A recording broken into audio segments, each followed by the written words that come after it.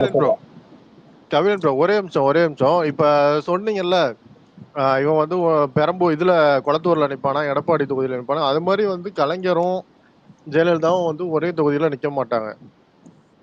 ஏன் திருவாரூர்ல போய் நிக்க சொல்லுங்க, கலைஞர் இல்ல இன்னைக்கு. இல்ல நான் என்ன சொல்றேன், அது தலைப்பேர் ஒரு சேருங்க விஜய்.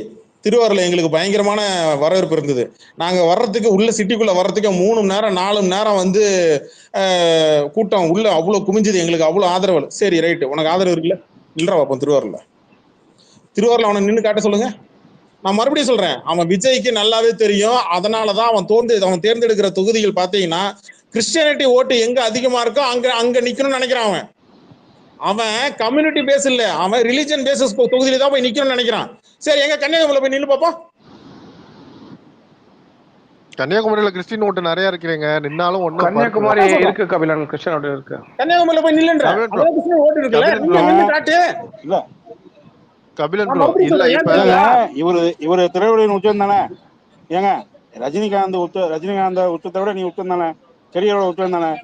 ஆத்தூர்ல ஐபி எழுத்து நில்லு, பெரிய நீ அரசியல் நின்று பாரு, ஜெயிச்சு பாரு. நான் என்ன கேக்குறேன், இல்ல தலைவர் உள்ள இல்ல தலைவர் இல்ல தலைவரை விட்டுருங்க. இருங்க ஒரு நிமிஷம் இருங்க. டாபிக் வேற எங்கேயும் டைவர்ட் பண்ணி கொண்டு போயிடுறீங்க. இருங்க, நான் மறுபடியும் பிடிச்சி இழுத்துட்டு வரேன்.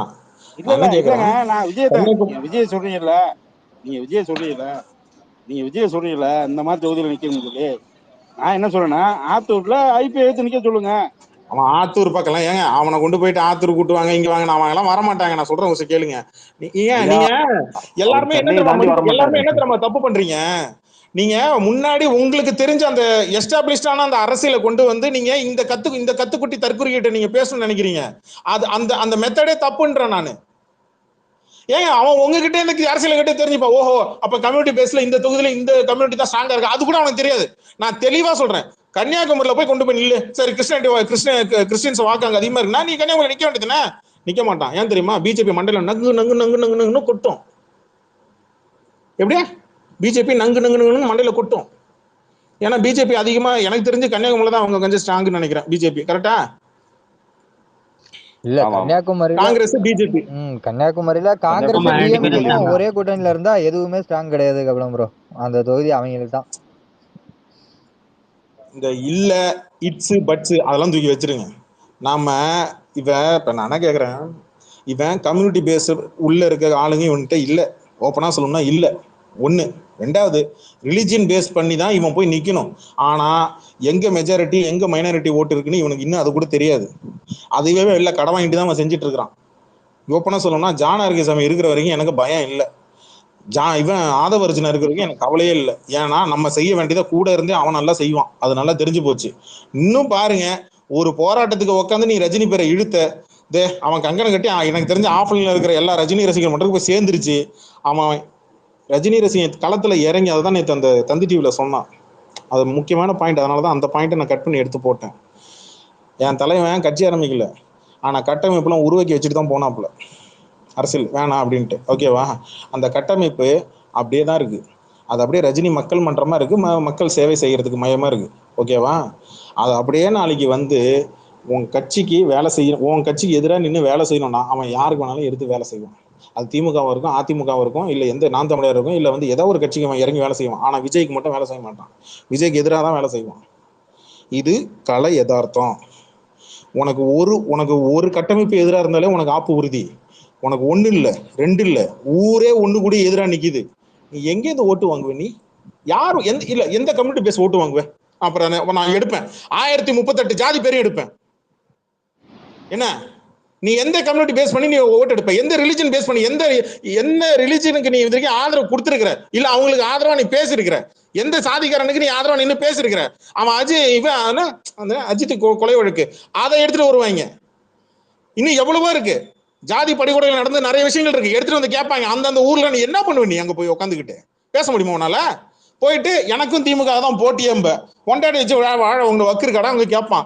சும்மா இங்க உட்காந்துக்கிட்டு ரெக்கார்ட் வெல்கம் போட்டுக்கிட்டு நம்ம அப்படியே இந்த முன்னாடி ஒரு சுற்றுப்பயணம் பண்ண மாதிரி எல்லா இடத்துல போய் நின்றுலாம் பேசலாம் வரும்னு நினைக்காத. வண்டியை விட்டு கீழே இறங்கிதான் ஆகணும். 4 டீ கடைக்கு போய் டீ குடிச்சுதான் ஆகணும். வா, இறங்கி வா, அப்ப பார்ப்போம். என்ன அப்படியே மேல இருந்துகிட்டு வண்டி மேல இருந்துகிட்டு டாட்டா கை கைட்டு ஹாய் பாய்ன்னு சொல்லிட்டு மைக்கு பிடிச்சி கத்திட்டு போனா எலெக்ஷன் பிரச்சாரம்? அது பேரு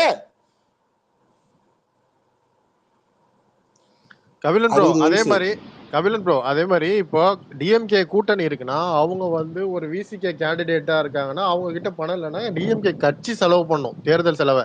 அதே மாதிரி டிஎம்கேல ஒரு தேர்தல் தொகுதியில ஒரு கூட்டணினாலே தலைவர் இது எல்லாருக்கும் தெரியும். தேர்தல் கூட்டணினாலே வந்து இல்ல கூட்டணி இல்ல கட்சிகளுக்கு ஒரு பணம் நிமிஷம் கொடுப்பாங்க, பணம் இல்ல கொடுப்பாங்க. இப்ப டிஎம்கேல ஒரு கேண்டிடேட்ட டிஎம்கேவோ ஏடிஎம்கேவோ ஒரு கட்சியை பத்தி பேச வேணாம், ஒரு கேண்டிடேட்டை நிப்பாட்டினா அந்த பர்டிகுலர் மாவட்ட செயலாளர் வந்து அந்த கேண்டிடேட்டுக்காக வேலை செய்வோம். ஆனா அது எல்லாருக்கும் டிவிகே தெரியும்.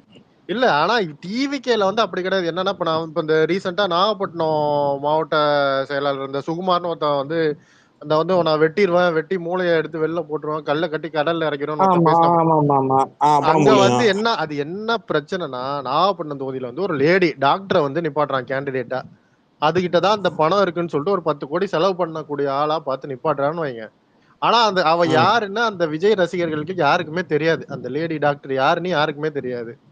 அவன் என்ன சொல்றான், விஜய் ரசிகர் மன்ற தலைவர் அந்த சுகுமார்ன்றவன் என்ன சொல்றான், ஏன் என்ன கேண்டிடேட்டா போடல, எனக்கு வேண்டப்பட்டவன கேண்டிடேட்டா போடல, காசு இருக்குன்ற ஒரே காரணத்துக்காக நீ யாரோ ஒருத்தன் புதுசா வந்தவன கேண்டிடேட்டா போடுற, நான் வந்து வேலை செய்ய மாட்டேன் அப்படின்னு ஒருத்தன் சொல்றான். இத மாதிரி எத்தனை மாவட்ட செயலாளர் இருக்கான். கேண்டிடேட் இவன் காசு உள்ள ஆளா பார்த்து யாரோ ஒருத்தனை முகம் தெரியாத ஒருத்தனை போடுறான். அவங்க விஜய் ரசிகர்களுக்கே இவன் யாருன்னே தெரியாது. இப்போ உங்க தொகுதியிலே ஒருத்தனை நிக்க வைக்கிறான்னு வைங்க, உங்க தொகுதி இது உங்க என் தொகுதிக்கு எங்க உள்ள வர சொல்லுங்க. தைரியம் இருந்தா அவன் கால் எடுத்து உள்ள வைக்க சொல்லுங்க. நம்மள விட்டுருங்க, நம்மளாம் வெளியில இருந்து பாக்குறோம். உள்ள இருக்கவனுக்கே அவங்க யாருன்னு தெரியாது. இல்ல ஓப்பனா சேலஞ்ச் பண்றேன். கடலூர் ஓட்டி அவுட்டர்ல நின்று தலை கட்டிட்டு அந்த பக்கம் அப்படியே ஓடி போயிடு. அது அப்படிதான் ஓடி போனான் அவன். கடலூர் ஓட்டி கிட்ட நின்று தான் தலையை கட்டி ஓட்டு போனான். நீ கடலூருக்கு உள்ள வந்து பாரு, அப்ப தெரியும். எங்க சிதம்பரத்துல கால் எடுத்து வச்சுப்பாரு. சிதம்பரத்துல நீ சிதம்பரத்துல கால் எடுத்து வச்சுப்பாரு. இல்ல கபிலன், இப்ப டிவிகே கேண்டிடேட் வேட்பாளர் ஒருத்தரை நிக்க வைக்கிறான்னு வைங்க, கடலூருக்கோ சிதம்பரம் தொகுதிக்கோ இல்ல வந்து காட்டுமன்னார்கோவில் தொகுதிக்கோ ஏதோ ஒரு பாண்டிச்சேரி தொகுதி பக்கத்துல புசியானந்தே கடலூர்ல வந்து நிக்க சொல்லுங்களா? புசியானந்த சிம்பிள். ஏன் நீங்க சுத்தி கித்தி போறீங்க? புசியானந்த கடலூர்ல வந்து நிக்க சொல்லுங்களா பாப்போம். அது இல்லங்க, இப்போ ஒரு தொகுதியில இப்ப இவன் நிக்க வைக்கிறான்னு வைங்க, ரசிகர் மன்ற தலைவரா இருந்தவன் ஒருத்தன் இருப்பான் அப்ப 20-30 வருஷமா, அவன் வந்து இன்னைக்கு கேண்டிடேட்டா நிக்க முடியாது. ஏன்னா அவன் கையில பணம் கிடையாது. எவனோ ஒருத்தன் திடீர்னு ஒரு பணக்காரன் எவனையாவது புடிச்சு அந்த தொகுதியில நிக்க வைப்பாங்க. அவனுக்கு இவங்க எப்படி போய் வேலை செய்வாங்க, எப்படி ஓட்டு கேட்பாங்க? ரசிகர் மன்ற தலைவனா 20 நிமிஷம் 30 வருஷமா இருக்கான் பாத்தீங்களா, அவன் போய் எப்படி இவனுக்கு புதுசா வந்தவனுக்கு நீ சீட்டு கொடுத்துருக்க, நான் எதுக்கு போய் வேலை செய்யணும்? இந்த பிரச்சனை வந்து கும்பகோணத்துல இருக்கு. வரும் தலைபிளேட். இது எங்க திரும்ப வரும்? சீட்டு கொடுப்பானுங்கல்ல கட்சிக்குள்ள, இவன் இந்த தொகுதிக்கு வேட்பாளர், இவன் இந்த தொகுதிக்கு வேட்பாளர்னு அறிவிப்பாங்க தெரியுங்களா டிவி கட்சியில. அதான் நான் சொல்றேன் பாருங்க, இப்ப எனக்கு தெரிஞ்சு நீங்க 2-3 தொகுதியில அட்வான்ஸா எங்க போறீங்கன்னா அவனுக்கு களத்துல வேலை செய்வான்னு அங்க போறீங்க. நான் எங்க திரும்ப வரேன்? டிவி கட்சியில அனௌன்ஸ்மெண்ட் பண்ணுவானுங்கல்ல, இவனுக்கு ட்வீட் எல்லாம் போடுவானுங்கல்ல, இந்த தொகுதியில இவர் நிப்பாரு.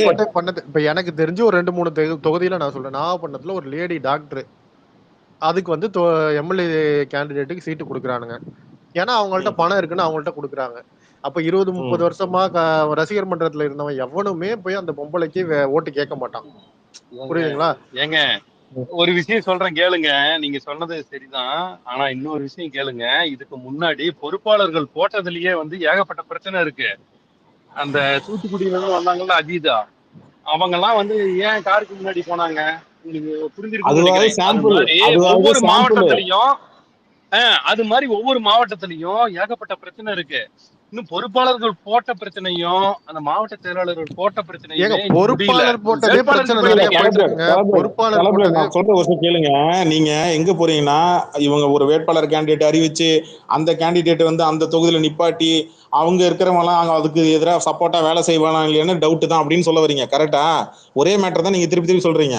நான் எங்க திரும்ப சொல்றேன், மாவட்ட செயலர் பதவிக்கு அடிச்சுக்கிட்டவனுங்க, எனக்கு ஏன் மாவட்ட செயலர் பதவி கொடுக்கல, எனக்கு ஏன் இந்த பொறுப்பு கொடுக்கல, என்ன ஏன் இதுல போடல அப்படின்னு அடிச்சுட்டு இருக்கிறானுங்க. இன்னமும் வெயிட் பண்ணுங்க. எப்ப இவன் கேண்டிடேட் அனௌன்ஸ்மெண்ட் பண்றானோ, சிம்பிளா சொல்றேன், அந்த கட்சியில அன்னைக்கு அந்த தொகுதியில இருக்கிறவனுங்க வந்துகிட்டு எத்தனை பேர் வந்து பனையூர் வாசல்ல வந்து நிக்கிறான மட்டும் பாருங்க. நீ எனக்கு சீட்டு கொடுக்கலையா, நான் உனக்கு எதிராக வேலை பார்ப்பேன்.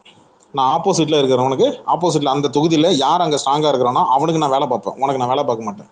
சிம்பிளா சொல்றேன். போன தடவை நாடாளுமன்ற தேர்தலில் இதுதான் நடந்தது. அதிமுகல பணம் எல்லாம் டிஸ்ட்ரிபியூட் பண்ணிட்டாங்க, ஆனா பணம் மக்கள் கைக்கு போல. அதுலதான் ஒரே ஒரு விஷயம் சொல்றேன் கேளுங்க. நீங்க சொல்ல முடியாது, நான் தான் சொல்ல முடியும். இல்ல ஈகிள் சொல்ல முடியாது. ஒரு முக்கியமான விஷயம் மறந்து போயிடும். ஒரே ஒரு விஷயம் மட்டும் சொல்லிடுறேன், மறந்து போயிடும். நான் என்ன சொல்றேன்னா, ஒரு டிக்கெட்டை பிளாக்ல விற்கிறாங்கன்னு வச்சுக்கோங்க. இப்போ ஒரு வாரிசு பட டிக்கெட்டையே பிளாக்ல விற்கிறாங்கன்னு வச்சுக்கோங்க. ஒருத்தர் 100 ரூபாய் கேட்கறான், ஒருத்தர் 500 ரூபாய் கேட்கறான், ஒருத்தர் 1000 ரூபாய் கேட்கறான்னா 1000 ரூபாய்க்கு தான் விற்பாங்க.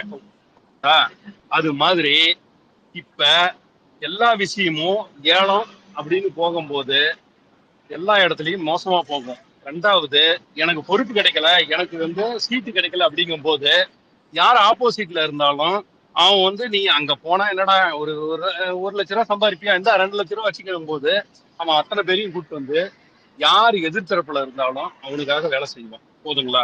இதுதான் நடக்க போகுது. நான் மறுபடியும் சொல்றேன், நீங்க அப்படி ஒரு பொறி வச்சு சொல்றீங்க பாத்தீங்களா, அதெல்லாம் உங்களுக்கு புரியாதுங்க. நேரடியா மூஞ்சி நேரம் அடிக்கணுங்க. அதுக்கு தான் நான் தடுத்தேன். இருங்க, போன தடவை நாடாளுமன்ற தேர்தலில் நடந்த விஷயம் எனக்கு என் ஃப்ரெண்டு ஒருத்தன் கட்சியில் வேலை பார்க்குறான், அதிமுக கட்சியில், அவங்க ஃபேமிலியாக இருக்கிறாங்க. அவங்க சொன்ன மேட்ரு சொல்கிறேன். அங்கே எடப்பாடி போன நாடாளுமன்ற தேர்தலில் எடப்பாடி கொடுத்த அமௌண்ட்டு போய் சேரல, மக்கள் கையில் போய் சேரல. கடுப்பாயிட்டாப்புல, கோச்சிக்கிட்டு அவரு சேலத்தில் போய் 10 நாள் உட்காந்துட்டா. 15 நாள் போயிட்டாப்புல. எலெக்ஷன் முடிச்சதுக்கப்புறம் சேலத்துக்கு போயிட்டாப்புல. 15 நாள் இங்கே கட்சி ஆஃபீஸ் பக்கமே வரல. அப்போ அறிக்கை விட்டாப்புல, என் பேச்சை கட்சிக்காரங்க கேட்கல அப்படின்னாரு. இது நடந்தது, வேணா வெரிஃபை பண்ணிக்கோங்க. இது நடந்தது. அவ்வளோ பெரிய கட்சிக்கு அவ்வளோ குடைச்சல் கொடுக்குறாங்க. நேற்று தற்கொலைங்க கொஞ்சம் யோசிச்சுப்பாரு. உன் தொகுதியில் நீ தான் சீட்டு, இன்னும் அனௌன்ஸ்மெண்ட் பண்ணுறதுக்கு முன்னாடி நான் தான் எனக்கு தான் எம்எல்ஏ, நான் தான் எம்எல்ஏ சீட்டு எனக்கு கொடுக்குறாங்க அப்படின்ற ரேஞ்சுக்கு பிரச்சாரம் பண்ணிட்டு இருக்கிறாங்க விஜய் ஃபேன்ஸ். என்ன, நாளைக்கு உன் தொகுதியில் வேற ஒருத்தன் பணபலம் இருக்கிறவன், கொஞ்சம் செல்வாக்கு இருக்கிறவன் பார்த்துட்டு அவன் சீட்டு கொடுத்துட்டான்னா நீ மூஞ்சி எங்கே போய் வச்சுப்ப? கடுப்பான். அவன் ஆட்டோமேட்டிக்காக என்ன பண்ணுவான்னா சீட்டை எடுத்துக்கிட்டு நேராக பேரம் பேசுறதுக்கு அந்த ஆல்பம் ஒன்று எடுத்துக்கிட்டு, நான் விஜய் கூட அப்பையிலேருந்து நான் கூட இருக்கிறேன், இதை பார்த்துக்கிட்டு எடுத்துகிட்டு போய் வாசலில் போய் நிற்பான். இந்த மாதிரி பஞ்சாயத்து ஒவ்வொரு தொகுதியிலையும் இருக்குது. டிவிக்கு மாவட்ட செயலாளர் பொறுப்பு போட்டதுக்கே அடிச்சுக்கிட்டவனுங்க. கேஸ்ட் பார்த்து மாவட்ட செயலாளர் பொறுப்பு கொடுத்தானுங்க. அந்த குடும்பம் இருக்கு, அது தெரியும் இல்லையா? மாவட்ட செயலாளர் பொறுப்பு கொடுக்கும் போதே கேஸ்ட் பார்த்து கொடுத்தானுங்க. அஜிதாக்கு அதான் பிரச்சனையே. அஜிதா பிரச்சனை என்னன்னா, இங்க கொடுத்த கேட்ட அமௌண்ட்டை கொடுக்கல. நான் மக்களுக்கு செலவு பண்றேன், எனக்கு நீ சீட்டை கொடு, நான் ஜெயிச்சு காட்டுறேன். என் அண்ணன் பில்லா ஜெகனே நான் அவருக்கு திமுக இருக்கிறாரு, நான் பாத்துக்கிறேன், நான் இவ்வளவு செலவு பண்ணிருக்கிறேன், 2.5 கோடி செலவு பண்ணிருக்கிறேன் இது வரைக்கும், இதுக்கப்புறமா நான் செலவு பண்ண தயாரா இருக்கிறேன், ஆனா சீட்டு எனக்கு தான் வேணும். இதான் மேட்ரு. தலைப்புல என்ன நடக்கும்ன்றத இப்பவே சொல்லிடுறேன். ஆனா அவனுங்க ஓட்டு, சத்தியமா சொல்றேன், டிவிக்காரனுங்க அவனுங்களே அவனுக்கு எதிராக வேலை பார்ப்பானுங்க. இங்க மற்ற கட்சி அவங்களுக்கு எதிராக வேலை பார்க்கறத விட அவனுங்களே அவனுக்கு எதிராக வேலை பார்ப்பானுங்க. நடக்கும். ஆனா அது நடக்கும் போது நம்ம அமைதியா எடுத்துட்டோம்னு வச்சுக்கோங்க, அமைதியா இருக்கும். அது நடக்கும் போது எடுத்து போட்டு நம்ம கிண்டல் அடிச்சு பேசணும்னா முடிஞ்சு போச்சு. அது நடக்கிறதுக்கு முன்னாடி நம்ம அலர்ட் பண்ணிடக்கூடாது. அதுக்கு தான் நான் தடுக்கிறேன். இல்ல ஏங்க, இது ரொம்ப நாளா நடந்துகிட்டு இருக்குங்க. இப்ப நமக்கு கேண்டிடேட் யாரு வெளிப்படையா வெளியில வரும்ன்ற, அது வரைக்கும் பொறுமையா இருங்கன்ற. புரியுதா நான் சொல்றது? ஏங்க நான் எப்படி சொல்றேன், வெளிப்படையா வெளில வரும்னா அடிச்சுப்பானுங்க, அப்ப அது வரைக்கும் காத்திருப்போம். இன்னைக்குதான் அபிஷியலா டேட்டே அனௌன்ஸ் பண்ணிடுறாங்க. இனிமேட்டு டெய்லி கூத்து தான். டெய்லி ஒரு நாள் ஒரு கூத்து நமக்கு வரும். நம்ம என்ஜாய் பண்றது மட்டும் தான், நம்ம வேடிக்கை மட்டும் பார்த்தா நம்ம அதை எடுத்து போட்டு மட்டும் தான் நமக்கு வேடிக்கை மட்டும் பார்த்தா போதாதுங்க. எரியிற நெருப்புல அப்பப்ப பெட்ரோல் டீசல் எல்லாம் பண்ண போறோம். அதைத்தாங்க ஒரு நாசுக்கா நம்ம சொல்றோம். புரியுதா உங்களுக்கு? அவனுக்கு என்ன நினைச்சுக்கிறான்ல, அவனுக்கு எதிரியே டிஎம்கே தான், அவங்களும் டிவிகே தான் காம்படிஷன் அப்படின்னு நினைச்சுறாங்க. இன்னும் ஆக்சுவலா சொல்ல போனா இன்னும் டிஎம்கே சீன் உள்ளே வரல. இன்னைக்குதான் எலெக்ஷன் டேட்டே போட்டிருக்காங்க. இதுக்கப்புறம் தான் அவங்க யோசிப்பாங்க டிவிகே பத்தி. அவங்களாம் நமக்கு ஒரு நிகரான ஆளா இல்லையா? ஒரு எக்ஸாம்பிள் சொல்றேன் பாருங்க. இப்போ என் தொகுதி இருக்கு. என் தொகுதியில எப்போதும் கட்சிகள்லாம் பேனர் கட்டுற இடம் ஒண்ணு இருக்கு, எப்போதும் போஸ்டர் ஒட்டுற இடம் ஒண்ணு இருக்கு. ஓகேவா? இந்த இடத்துல திமுக அதிமுக போய் அங்க பேனர் கட்டுறாங்க. சும்மா ஒரு 15 அடி 15 அடிக்கு அவங்க பேனர் ஒண்ணு, பெரிய பேனர் ஒண்ணு கட்டி என்ன மாவட்ட தலைவர், துணை செயலாளர், பொதுச் செயலாளர், தலைவர், அது இதுன்னு போட்டு ஒட்டுவாங்க. ஓகேவா? அந்த இடத்துல நீ போய் ஆக்கிபை பண்ணி போஸ்டர் ஒட்டியோ இல்ல நீ பேனர் கட்டினா ராத்திரி இருக்காது. போலீஸ் வரும், கால் பண்ணோம், நீ தானே அந்த பேனர் கட்டினவன், இறக்கு. சார் இல்லை சார், இறக்கடா அப்படின்பாரு. இறக்கி விட்டு இடத்த கட்டையை கால் பண்ண வண்டியில் டெம்போ போட்டு எல்லாத்தையும் வாரி சுருட்டி அள்ளி எடுத்துட்டு போடா அப்படின்பாரு. நடக்கும். நீ பர்மிஷனே வாங்கியிருந்தாலும் பர்மிஷன் கேன்சல் பண்ணிட்டு எடுத்து கட்டையை காலி பண்ணிட்டு வண்டி எடுத்து டெம்போல தூக்கி போட்டு எடுத்து கிளம்பட அப்படின்னு, வாரி சுருட்டிட்டு கிளம்பட அப்படின்பாங்க. மறுபேச்சே இருக்காது. இடத்த கூட பிடிக்க முடியாது. நான் என்ன சொல்றேன் புரியுதா? பேனர் கட்டுற இடத்த கூட பிடிக்க முடியாது. இறங்கி செய்வான் அவன் வேலை. அவன் வேலைலாம் இறங்கி செய்வான். ஓப்பனா சொல்லவா, அதிமுக வந்து டூ ஆர் டை சிச்சுவேஷனு. இந்த தடவை ஆட்சி பிடிச்சே ஆகணும். பிடிக்கலன்னா 10வது தேர்தல், எடப்பாடி தலைமையில 10வது தேர்தல், எலெக்ஷன் நீங்க ஜெயிச்சே ஆகணும். Do or die situation. எடப்பாடியோட சிச்சுவேஷன் மோசம். இந்த தடவை ஜெயிச்சே ஆகுன்ற கட்டாயத்தில் அவர் இருக்கிறாரு. இந்த யதார்த்தத்தை இங்க வந்து அதிமுக இருக்கிறவங்களுக்கே தெரியும். ஆனா அவங்க வெளில சொல்லாம அமைதியா இருக்கிறாங்க. எப்படியாவது கட்சியோட பேரை காப்பாற்றணும். முன்னெல்லாம் 5 வருஷத்துக்கு ஒரு தான் ஆட்சி மாற்றம் நடக்கும். இப்ப 10 வருஷத்துக்கு ஒரு ஆட்சி மாற்றம் நடக்குது. அதுவும் ரீசெண்டா தான் நடக்க ஆரம்பிச்சிருக்கு. ஓகேவா? தமிழ்நாடு எலெக்ஷனே கொஞ்சம் அப்கிரேட் ஆகுது. சென்ட்ரல் கவர்மெண்ட் மாதிரி 5 வருஷம் இவங்க இருப்பாங்க, 5 வருஷம் இவங்க இருப்பாங்க. இப்ப என்னடா ஸ்டேட் கவர்மெண்ட் 10 வருஷம் இவங்க இருப்பாங்க, 10 வருஷம் இப்படி மாறிட்டு இருக்கு. ரெண்டாவது முக்கியமான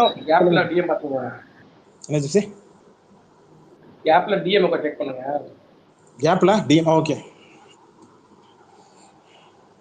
அதனால இங்க பல பிரச்சனை இருக்கு. 2 கட்சியுமே வந்து ஆட்சி பிடிச்சி ஆகுன்ற நிலைமையில தான் இருக்கிறாங்க. திமுகவும் சரி, அதிமுகவும் சரி. இன்னொரு சைடு நாம் தமிழுக்கு ஒரு பிரஷர் இருக்கு.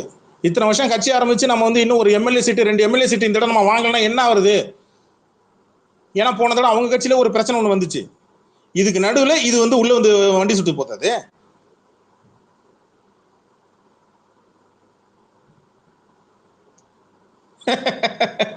என்ன சொல்லி முடிக்கிறதுக்குள்ள கொடி பறக்குது. ஆரம்பிச்சாச்சு பாருங்க. அதுக்குள்ள நான் சொன்னேன்ல ஆரம்பிச்சிட்டானுங்க பாருங்க. போட்டு விடுங்க. என்னாச்சு? எங்கெங்கெல்லாம் நீ பேனர் கட்டி இருக்கிற தெரியும். எல்லாம் கடையை காலி பண்ண வேண்டியதான். நீ எங்கெங்கெல்லாம் பேனர் கட்டுற, நீ எங்கெங்கெல்லாம் கட் அவுட் வைக்கிற, எங்கெங்கெல்லாம் போஸ்டர் கிழிச்சு எடுத்துருவாங்க. இவனுங்க ஆன்லைன்ல பண்ற மாதிரி அபியூஸ் பண்ணிட்டு போய் ஓடி ஒளிஞ்சிக்கலாம்னு நினைக்கிறானுங்க. பேனர் சண்டை, கொடி சண்டை எல்லாம் வந்துச்சுன்னா மண்டை உடையும், கல்லு பறக்கும், தையல் போடணும். என்னன்னா 4 பக்கமும் கண்ணி வெடியா இருக்கும். எந்த பக்கம் கால் வச்சாலும் வெடிக்கும். பைத்தியம் பூச்சி அலைய போறாங்க. பாத்துட்டு இருக்காங்க. அதான் நடக்குது. பைத்தியம் இல்ல. ஓப்பனா சொல்லணும்னா அவன் வந்து ஓப்பனா சொல்றான், சீட்டு கிடைக்கலையா நான் தற்கொலை பண்ணிப்பேன் ரேஞ்சில வந்து மிரட்டுவானுங்க. டிவி கட்சி அதுதான் சொல்றேன். நிறைய பேரு காசு நிறைய செலவு பண்ணிட்டு சீட்டு கிடைக்கலன்னா அவன் சூசைட் அட்டெம்ப்ட் போவான். நம்மளாலதான் பூச்சி உள்ள வைப்பாங்க. எவனா ஒருத்தன் கேஸ் கொடுத்தானா வேலை முடிஞ்சு போச்சு. இதான் போகுது. சூசைட் பண்றவங்க யாராவது கீழே இருந்தீங்கன்னா லெட்டர் எழுதும் போது மறக்காம விஜயன் பேரு, புசியானது பேரு, ஆதவ அர்ஜுனா பேரு. பூத்ல என்ன அடி வாங்குறான்னு பாருங்க. 10 வருஷம் கட்சி ஆரம்பிச்சு 10 வருஷம் ஆகுது கட்சி ஆரம்பிச்சு. அப்பேற்பட்ட கட்சிக்கு போன வருஷம் தான் வந்து அந்த கட்சியில இருந்து வெளில வந்து இல்ல இவர் வந்து கேண்டிடேட் மாத்தி போடுறாருன்னு சொல்லிட்டு அவங்க கட்சிக்குள்ளேயே பெரிய பஞ்சாயத்து ஆச்சு, சண்டையாச்சு. நாம் தமிழருக்கு சொல்றேன். அப்ப நீ நேத்து வந்த புழுக்க, நேத்து கட்சி ஆரம்பிச்ச புழுக்க, உன்னெல்லாம் வந்து ஓட ஓட அடிப்பானுங்க. ஓப்பனா சொன்னா உன் கட்சிக்காரனே ஓட ஓட அடிப்பான். நான் இத்தனை கோடி செலவு பண்ணியிருக்கிறேன், நான் இத்தனை லட்சம் செலவு பண்ணியிருக்கிறேன், என் பொண்டாட்டி தலையை அடகு வச்சு செஞ்சிருக்கிறேன், என் வீட்டு நிலத்தை பத்திரத்தை அடகு வச்சு நான் செஞ்சிருக்கிறேன், என் வீட்டு பத்திரத்தை அடகு வச்சு செஞ்சிருக்கிறேன், என்ன மயிறு இது வரைக்கும் எனக்கு கட்சிக்காக நான் இவ்வளவு செஞ்சிருக்கிறேன், நான் சீட்டு கேட்கல என்னங்க தப்புன்னு கேட்பான். மீடியா முன்னாடியே கேட்பான், எழுதி வச்சுங்க, சத்தியமா கேட்பான். ஏன்னா கடந்த காலகட்டத்தில் நிறைய பார்த்தாச்சு. சாதாரண ஒரு கவுன்சிலருக்கே வந்து கிட்டத்தட்ட எவ்வளவு செலவாகும் தெரியுமா, எவ்வளவு கொடுக்கணும்னு தெரியுமா? இதுதாங்க அரசியல். இல்ல இதை வந்து இல்லைங்க அப்ப நான் மாற்றம் செய்ய போறேன். அப்பதான் நான் பெருமாள் மணியை கேட்கறான், மயிறு தந்திட்டியில உட்காந்து பேசுற மயிறு, மற்ற கட்சியில மாதிரி நாங்க வந்து காசு வாங்க மாட்டோம், நாங்க காசு கொடுக்க மாட்டோம், நாங்க இலவசம் கொடுக்க மாட்டோம் சொல்ற நீ ஏங்க மாற்றத்தை நீங்க டிவி கிட்ட இருந்து எதிர்பார்க்கறீங்கன்னு கேக்குறான். நீ தானடா தூய சக்தின்னு, நீ தானே மத்தவங்களை தீய சக்தின்னு. அப்ப நீ தூய சக்தின்னா நீ காசுக்கு பணம் கொடுக்க கூடாது, இலவசம் கொடுக்க கூடாது, டோக்கன் கொடுக்க கூடாது, நீ எதுவும் பண்ணக்கூடாது. உன் கொள்கையை பத்தி பேசணும். இல்ல உன்னுடைய நான் வந்தா என்ன செய்வேன்னு சொல்லணும். ஆனா நீ சொல்றது எல்லாமே ஒண்ணு இவங்களை டச் பண்றது, இல்லைன்னா அவங்களை டச் பண்றது. கட்சி ஆரம்பிச்ச நாள்ல இருந்து இது வரைக்கும் தமிழ் தேசியம் பேசிருக்கானா பாருங்க. பேருக்கு தான் திராவிடமும் தமிழ் தேசியமும் உள்ள கட்சின்னு சொல்லிக்கிறான். ஆனா இன்ன வரைக்கும் விக்ரமாண்டி மாநாட்டுல இருந்து இன்ன வரைக்கும் தமிழ் தேசியம் பேசினது இல்ல. பிரபாரனுக்கு போய் ஒரு மாலை போட்டிருப்பானவன், இல்ல திலீபனுக்கு போய் ஒரு மாலை போட்டிருப்பானவன், இல்ல ஒரு ட்வீட் போட்டிருப்பானா, ஒரு மயிர் முடிங்கல. ஐயா இவனுக்கு அரசியல்னா என்னன்னு தெரியறதுக்கே 5 வருஷம் ஆகுது. இவனுங்க விட்டா அடுத்தது நாங்க இப்ப இல்ல, நாங்க எங்க டார்கெட் 2031 தான். அப்ப என்ன பண்ணுவேன்? இப்பவே புடுங்க முடியல, அப்ப என்ன புடுங்கி கிழிச்சிருவேன்?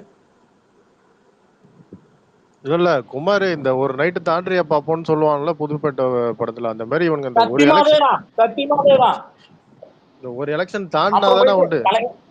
எலெக்ஷன் முடிஞ்சதுக்கு அப்புறம் தலைவா எங்கள் முதல்வரே அப்படின்ட்டு இந்த பக்கம் திமுக புகுந்து பேசுவான். என்ன? ஏன்னா திமுக ஆட்சிக்கு வந்துடும். இல்லைன்னா அதிமுக ஆட்சிக்கு வந்துடும். ஆட்சிக்கு வந்து ஐயா எடப்பாடி அவர்களே அப்படின்ட்டு இந்த பக்கம் வண்டியை தாவிடுவான். ஏங்க இவெல்லாம் வந்துங்க சத்தியமா சொல்றேன், நீங்க வெயிட் பண்ணி பாருங்க. எனக்கு என்ன சந்தோஷம்னா, யார் ஆட்சிக்கு வந்தாலும் தயவு செஞ்சு ஒண்ணு மட்டும் பண்ணுங்க, நாயை முதல்ல பிடிச்சி நாய் குண்டில் போடுங்க முதல்ல. முக்கியமா அந்த லாட்டரி ஒருத்தவங்க வித்துட்டு இருப்பான் இல்லையா, வளர்ந்த கேட்டவன். இல்ல இந்த நாய் விஜய் நாயையும் சேர்த்து பிடிச்சி போடுங்க. இல்ல முதல்ல இங்க பாருங்க, ஒரு மரத்தை காலி பண்ணணும்னு வச்சுக்கோங்களேன், மரத்துல இருக்கிற வேரை காலி பண்ணக்கூடாது, மரத்துல இருக்கிற கிளைய வெட்டணும். கிளைகளை வெட்டினீங்கன்னா மரம் பட்டு போயிடும். இதான் பேசிக். இதுக்கும் இப்ப நான் சொன்னது தமிழ்நாடு அரசியலுக்கு கரெக்டா பொருந்தும்.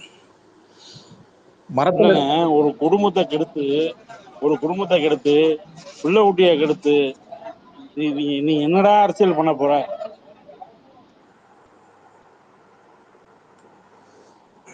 என் ஸ்பேஸ் எல்லாம் புலம்பலாம் கூடாது செல்வபாண்டியன். ஒரு மரத்தை காலி பண்ணணும்னா ஒரு மரத்தை பட்டு போக வைக்கணும். புலம்பலாம் இல்லைங்க, புலம்பலாம் இல்ல, இதான உண்மை. இன்னைக்கு ஞாயிற்றுக்கிழமையா? ஆமா, எங்க இருக்கீங்க?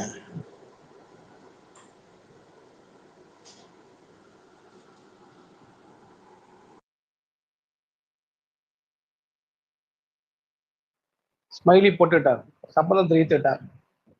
ஓட்டிங் டே அன்னைக்கு பூத்துக்கு விசிலோட போறாங்க, கழுத்துல வச்சு அனுப்ப போறாங்க. அது மட்டும் கன்ஃபார்ம்.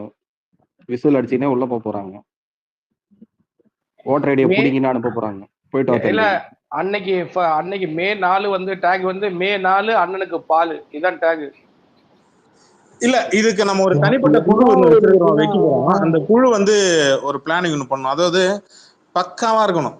எனக்கு அந்த சாட்டிஸ்பேக்ஷன் எனக்கு கிடைக்கலங்க. ஃபர்ஸ்ட் மாநாடுக்கு போட்டோம்ல ஜிப்சி ஒரு டேக், நடிச்சதெல்லாம் விட்டு மாநாடு ஷிட்டு அப்படின்னு, அந்த மாதிரி எனக்கு ஒரு வாவ் ஃபேக்டர் கொடுக்குற அளவுக்கு ஒரு டேக் ஒன்று வேணும் ஜிப்சி. முரட்டுத்தனமா இருக்கணும், பார்த்த உடனே டேகை பார்த்த உடனே சிரிக்கணும், அப்படி வேணும் ஜிப்சி டேக்.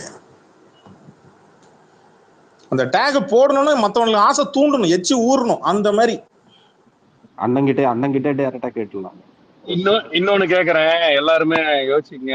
யார் புக் மார்க் பண்ணி வச்சிருக்கீங்களோ எல்லாத்தையும் மே 4 அன்னைக்கு வெளியே விடுங்க தயவு செய்து.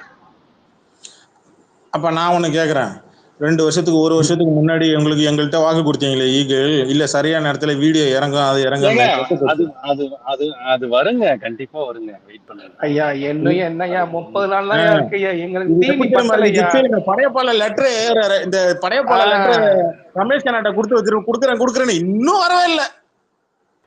எங்களுக்கு அப்படியே பதட்டமா இருக்கு. நாங்களே எவ்வளவுதான் இங்க எங்களுக்குன்னு ஒருத்தர் இருக்காரு, அவர்தான் சில நியூஸ் எல்லாம் கொடுக்குறாரு. எங்களுக்கு டைஹார்ட் ஒருத்தர் இருக்காரு, அவர் கொடுக்குற நியூஸ் தான் நாங்க போட வேண்டி கிடக்கு.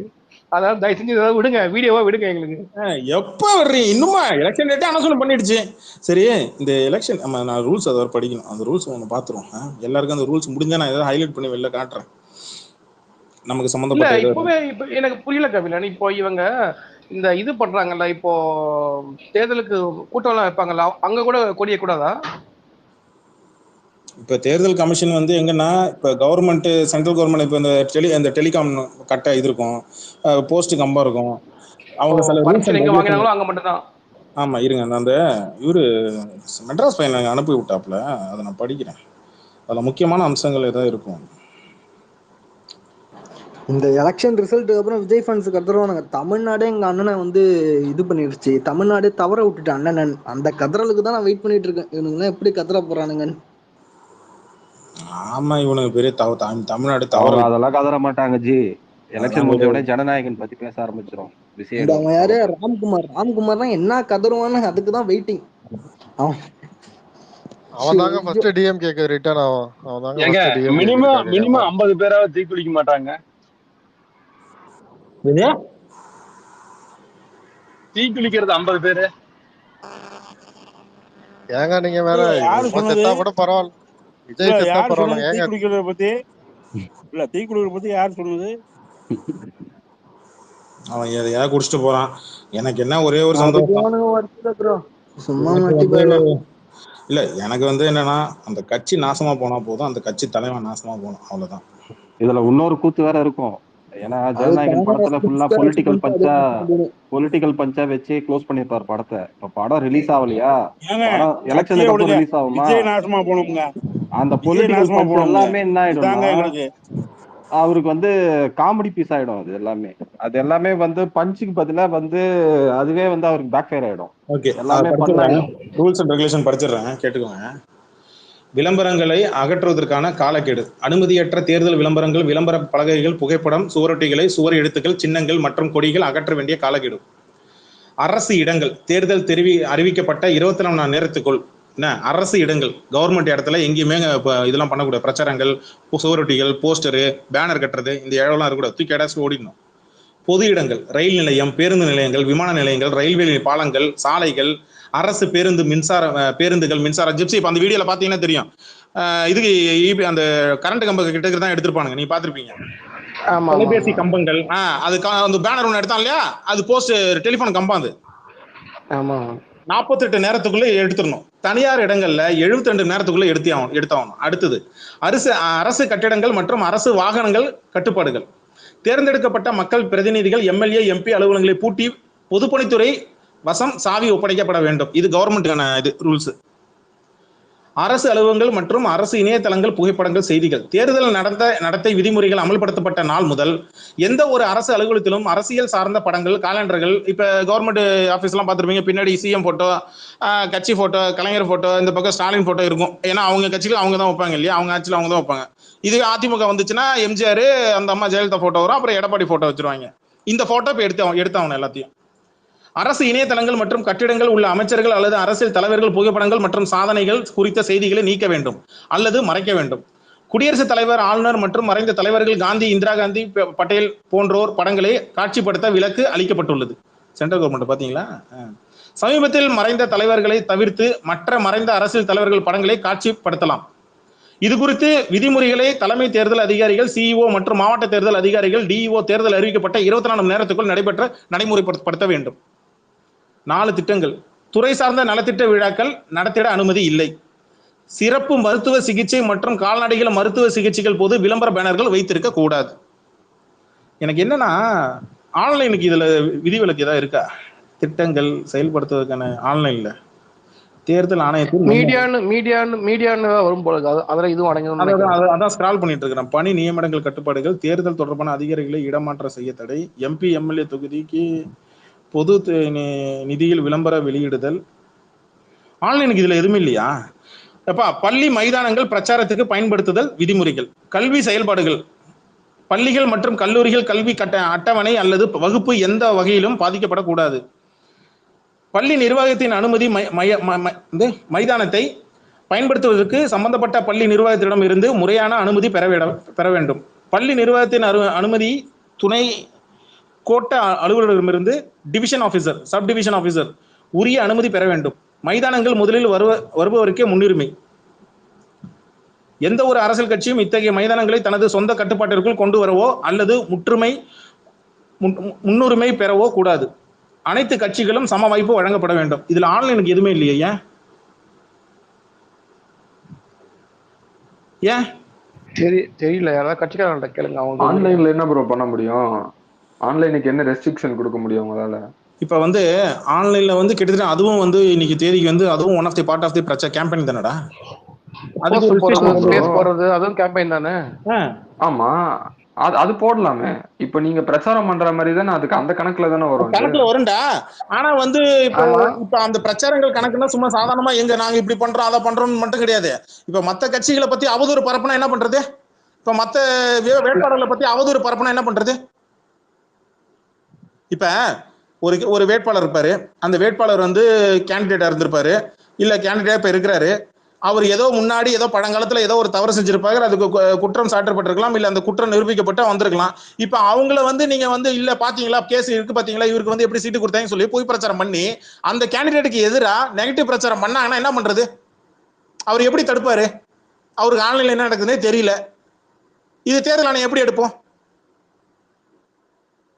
எப்பா இன்னைக்கு தேதிக்கு ஆன்லைன் பிரச்சாரம் தானப்பா அதிகமா இருக்கு. போன நாடாளுமன்ற தேர்தல், போன சட்டமன்ற தேர்தல்லாம் ஆன்லைன் இது பிரச்சாரங்கள் தானே அதிகம்.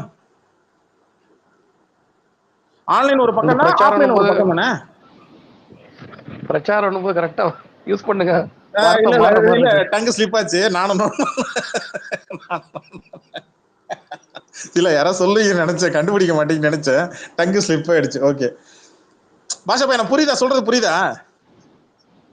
புரியுது. பட் அது எதுவும் அவங்களால பண்ண யாரு கட்டுப்படுத்த முடியும்? இருப்பா பாட்ஷா பாய். கபிலன் நீங்க அணில சொல்றீங்க, இங்க எலெக்ஷன் வருது. பாட்ஷா பாய் இப்பவே ஆர்சிபி ஜெர்சி போட்டு சுத்திட்டு இருக்கா போல. பாட்ஷா பாயே இப்படி இருக்க சொல்ல அவனுங்க எப்படி இருப்பானுங்க சொல்லுங்க? அவன் அணில்ஸ் எப்படி இருப்பானுங்க? நாட்டுல என்ன நடக்குது? நீ என்னன்னா என் தலைவனுக்கு நீ வந்து டிஷர்ட்டை மாத்தி போட்டுட்டு இருக்கிற என்ன போட கேளுங்க, அப்படி கேளுங்க. செல்வபாண்டியன் காலையிலேயே ஒரு மோட்ல தான் இருந்தாரு சபா ஸ்பேஸ்ல. இப்ப நைட்டு ஓவர் நினைக்கிறேன். போனோமா சாப்பிட்டோமா கவுந்தடிச்சு படுத்தோமான்னு இருக்கணும். எக்ஸ்பெரிக்கும் குஸ்கிக்கும் ஃபைட்டுங்க ஆன்லைன்ல. அவனுக்கு 2 பேரும் கத்தி சண்டையை ஓரமா போட்டு சொல்றான். அவனுங்கள இவனுக்கு நடுவுல பூந்துக்கிட்டு இவனுக்கு சண்டை போட்டு அப்படி நாங்க ஒண்ணு ஓ மை காட் 2 ஜெயண்ட் அடிச்சுக்கிறேன். 2 கரும பிடிச்சது ஓரமா போ. சும்மா உட்காந்துக்கிட்டாதுங்க பெரிய சீனை போட்டுக்கிட்டு. கபிலன் இப்ப இந்த விஷயம் சொன்னீங்கல்ல, இவனுங்க எல்லாம் அண்ணனுக்கு அகேன்ஸ்டாவே இவனுங்க அந்த ஓட்டுக்கு காசு விஷயம் சொன்னீங்கல்ல. இன்னைக்கு காலையில ஒரு ஸ்பேஸ் நான் கேள்விப்பட்டேன். ஒரு விஷயம் வந்துற ஒரு கால் வந்துச்சு, பேசிட்டு முக்கியமான ஒரு மேட்ரு எல்லாருக்கும் ஒன்று சொல்லிடுறேன். முன்னாடியே சொல்லியிருக்கணும், எல்லாரும் இருக்கும்போது சொல்லியிருக்கணும். பட் இருந்தாலும் இப்பயும் சொல்லிடுறேன். உங்களுக்கு ஆஃபர் கொடுப்பாங்க. இந்த கட்சிக்கு பேசு, இந்த கட்சி யாரோ பேசு, இல்லை ஆஃபர் கொடுப்பாங்க, பணம் கொடுக்குறோம்னு சொல்லுவாங்க, இல்லை வந்து ஏதோ ஒன்று உங்களுக்கு ஆஃபர் பண்ணுவாங்க. ஓகேவா? நீ எந்த ஆஃபரை அக்செப்ட் பண்ணுறியோ பண்ணல, அதை பற்றி எனக்கு கவலையே கிடையாது. டிவிகே கட்சியிலேருந்து எவனா ஆஃபர் பண்ணான்னா ஸ்க்ரீன்ஷாட்டை எடுத்துக்க. உனக்கு கால் பண்ணானா தயவு செஞ்சு ரெக்கார்ட் பண்ணிக்க. நீ ஒன்றும் பண்ணாத, எனக்கு அனுப்பு, நான் பார்த்துக்கிறேன், நான் இருக்கிறேன். என்ன நீ யாரை நம்புறியோ இல்லையோ தயவு செஞ்சு என்ன நம்பு. விஜயை அடிக்கிற விஷயத்தில் என்ன நம்பு. 100% நான் உன் கூட நிற்பேன். என்ன பாஷா பாய், நீ டிஷர்ட்டை மாற்றின மேட்டர் அப்படியே விட்டுருவோன்னு நினைக்காத. என்னைக்கிட்ட ஐபிஎல் நடக்குது இங்க பேர்? இங்க ஐபிஎல் மட்டும் இல்லை, இங்க இல்ல நான் ஒண்ணு சொல்றேன். இங்க பூகம்பமே நடந்தாலும் இந்த தடவை பிக் பாஸே ஃபெயிலியர் ஆயிடுச்சுடா. அண்ணன் பண்ண மேட்டர்ல பிக் பாஸே அவனை கண்டுக்கல. ஐபிஎல் கண்டிப்பா சும்மாதான் ஜெர்சி மட்டும் தான் ப்ரோ மாத்தினேன். நான் என்ன போயிட்டு என்ன இதை மறந்துடுவா போறேன். அண்ணாவே ஒன் லாஸ்ட் டைம் ஒன்னே ஆர்சிபி ஃபேன். ஆர்சி இல்ல ப்ரோ, நம்மளும் ஆர்சிபி ஃபேன் ப்ரோ, நம்ம 2 பேரும் அடிச்சு விடாது ப்ரோ அப்படிம்பானு. என்ன இந்த மஞ்சள் சொக்கா இந்த சிவப்பு சொக்கா எல்லாம் ஓரமா போயிடணும். இந்த ஐபிஎல் கீப்பெல்லாம் நான் குரூப் 1 ஆரம்பிக்கிறேன். மசபை உள்ள ஆட் பண்ணிடுவா. ஆனா ப்ரோ வேணவே வேணாம் தயவு செஞ்சு. ஏங்க நீங்க விஜய் அடிக்கிற குரூப்டா, எல்லாரும் வராங்க. அதாவது டிஎல்ல இருக்கிற எல்லா fans, Rajini fans, Ajith fans, யாரெல்லாம் விருப்பம் இருக்கோ அவங்க எல்லாருமே ஆட் பண்ணிடுவேன். எல்லாம் ஓகே. ஒரு அதுக்கு குரூப் பார்த்தாரு 500-600 பேர் இருப்பாங்க. தெரிஞ்சவங்களே லேடி குரூப்ல லேடிஸ் கிடையாது, அதனால பிரச்சனை வராது. கவலைப்படாது. லேடிஸ் இல்லனா கூட சொல்றேன், 600-700 பேர் இருப்பாங்க, அத்தனை பேர் இருப்பாங்க. இல்ல ஃபேக்டர் சொல்றேன். முன்னாடி நம்ம வந்து என்ன 20 பேர் 25 பேர் 30 பேர் வச்சிட்டு இருந்தோம். இது வந்து இப்ப நான் ஸ்பேஸ்ல தான்டா சொல்லி வச்சிருந்தேன். உள்ள லேடிஸ் கிடையாது, அதனால பிரச்சனை வராது. கவலைப்படாது. Okay okay okay okay. யாரு இப்ப ஸ்பேஸ்க்கு வராங்க போறாங்களே, இப்ப டிவில நம்ம போட்டா ட்வீட்டுக்குலாம் லைக் காட்டி தட்டுறாங்க இல்லையா, அவங்கதான். புரியுது புரியுது புரியுது. இது வந்து முன்னாடி நம்ம ரகசியமா வச்சிருந்தோம். இப்ப நான் ஓப்பனாவே போட்டு பேனர் போட்டு அடிச்சு வச்சு நான் தான் சொல்லியிருந்தேன். எலெக்ஷன் டேட் அனௌன்ஸ் பண்ற அன்னைக்கு நான் குரூப் ஆரம்பிச்சிருவாங்க, நான் ஒவ்வொருத்தரும் எல்லாரையும் ஆட் பண்றேன் அப்படின்னு நான் சொல்லியிருந்தேன். அதுக்கு தான் நான் எல்லாரையும் ஓட்டு பண்றது. அவனுக்கு டெய்லி டேக் ஓட்டுவானுங்க ப்ரோ. அதுக்கு அது மட்டும் கன்ஃபார்ம் தெரியும். டேக்லாம் இன்னைக்கு ட்ரெண்ட் இல்லைன்னு உனக்கே நல்லா தெரியும். அது எப்பயாச்சும் தான் இறக்கணும். டெய்லியும் பிறந்த நாள் இருந்தா கொண்டாடுவியா? கொண்டாட மாட்டில்ல. அந்த மாதிரி தான் வருஷத்துக்கு ஒரு தடவை, ஏதோ ஒரு மாசத்துக்கு ஒரு தடவை, இல்லை 2 மாசத்துக்கு ஏதோ ஒரு பெரிய ஒரு கண்டென்ட் கிடைச்சுன்னா அன்னைக்கு நம்ம டேக் இறக்கலாம். தான் அன்னைக்கு மொசக்குட்டி மாங்குன்னு போட்டாப்புல மாமி முழுகாம இருக்கா அப்படின்னு சொல்லி எத்தனை பேர் போட்டீங்க அந்த டேக்?